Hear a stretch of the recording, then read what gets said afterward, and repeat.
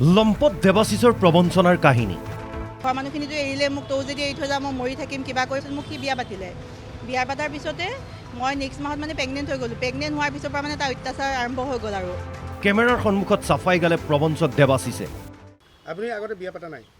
এটা মিছা কথা। যদি ইহঁতে যদি আগতে যদি পাতিছোঁ বুলি জানে, এতিয়া কেছৰ পিছত কেনেকৈ ওলালে? শনিবাৰে কেমেৰাৰ সন্মুখত কি কৈছিল দেৱাশিষৰ পত্নীয়ে, সেয়া আকৌ এবাৰ শুনক। মোক ফাঁচি লাগি মৰিব দিয়ে, মোক গাড়ী আগত জাপ পাৰি মৰিব দিয়ে, পানী অকণো খাব নিদিয়ে। মই প্ৰেগনেণ্ট হৈ আছোঁ, সহ্য কৰি আছিলোঁ। মোক 7 মাহত সি বহুত জোৰ কৰি আৰু নিজে গাড়ীত জোৰ জবস্তিকৈ বহাই মোক ঘৰত থৈ আহিছেগৈ। এনেদৰে যুৱতীগৰাকী অৰ্থাৎ পত্নীয়ে উদঙাই দিছিল ধুৰন্ধৰ দেৱাশিষৰ চৰিত্ৰ। কেনেদৰে এগৰাকী পত্নী আৰু এটি সন্তান থকাৰ পিছতো বহু যুৱতীৰে প্ৰেমৰ অভিনয় কৰি পৰৱৰ্তী সময়ত প্ৰবঞ্চনাৰ জাল মেলিছিল এইটো দেৱাশিষ চৰকাৰে। ফেচবুকৰ জৰিয়তে প্ৰথমে চিনাকি, পিছলৈ প্ৰেমৰ নাটক, তাৰ পিছত বিয়া।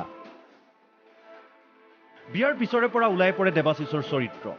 শাৰীৰিক মানসিক অত্যাচাৰ চলোৱাৰ অভিযোগ দেৱাশিষৰ বিৰুদ্ধে। তাৰ পিছতে হঠাৎ যুৱতীগৰাকীৰ কাষৰ পৰা আঁতৰি আহি অন্য যুৱতীৰে প্ৰেমৰ সম্পৰ্ক চলোৱাৰ অভিযোগ আনিছিল স্বামী দেৱাশিষৰ বিৰুদ্ধে। বহু চেষ্টা কৰিও যুৱতীগৰাকীয়ে দেৱাশিষক যোগাযোগ কৰিব নোৱাৰি সকলো ৰাজহুৱা কৰিছিল।